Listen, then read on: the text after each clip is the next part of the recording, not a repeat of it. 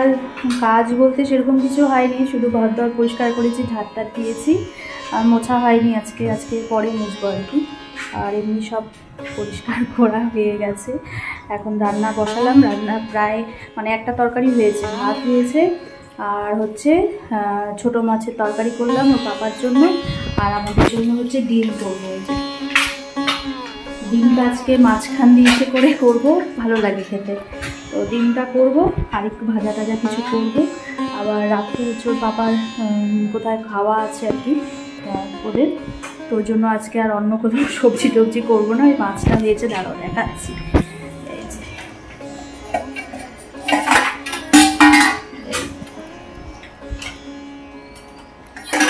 তো ছোটো মাছটা করেছি হচ্ছে ডাঁটা, আলু, বেগুন, ঝিঙা দিয়ে ধনেপাতা দিয়ে, একটু হালকা ঝোল খেতে চাই, পুরো ঝোল না, হালকা মাখা মাখা, তো ওটাই করেছি। আর ডিমটা করবো ব্যাস, আর একটু আলু ভাজা করবো।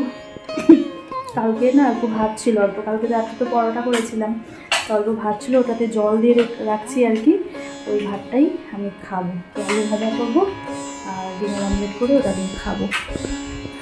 কিন্তু পড়াতে গেছিলো, আজকে এসে আবার কোথায় গেল, মেয়ে ঘরে পড়ছে।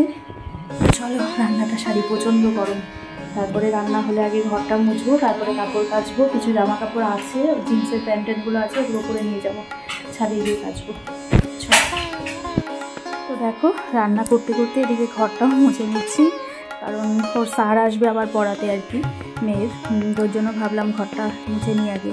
আজকে সকালবেলায় উঠেই যে আমি ঘরটা মুছি, তো ওটা হয়নি, ভাবলাম আগে রান্নাটা বসিয়ে নিই তারপরে, কারণ না ওর পাপা ও হচ্ছে না 2টা করে টিউশনি করছে সকালবেলায়, এখন তো স্কুল ছুটি আছে, আর সামনে যে বিয়ে বাড়ি যাবো, ওর জন্য সকালে এক্সট্রা করে ও পড়িয়ে দিচ্ছে আর কি, ওর জন্য, নাহলে বিয়ে বাড়িতে গেলে কয়েকদিন বন্ধ যাবে, ওর জন্য আমি সকালে একটু রান্নাটা তাড়াতাড়ি করছি।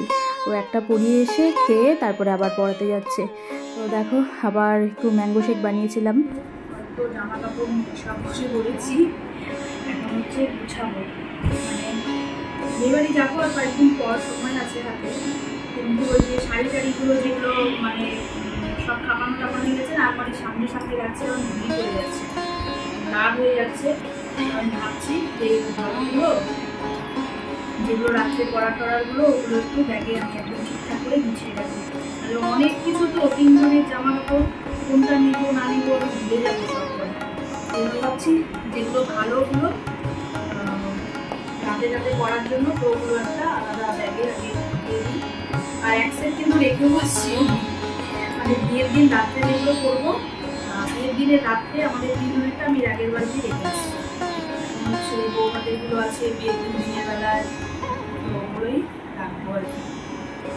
শাড়ি টাড়িগুলো এগুলো এখন পাবো, তো চলো এগুলো গুছিয়ে দিই, অনেক সময় লাগবে গুছাতে। তোমাকে নিব না, আমি যাচ্ছি পিকনিক, বড়দের পিকনিক রে।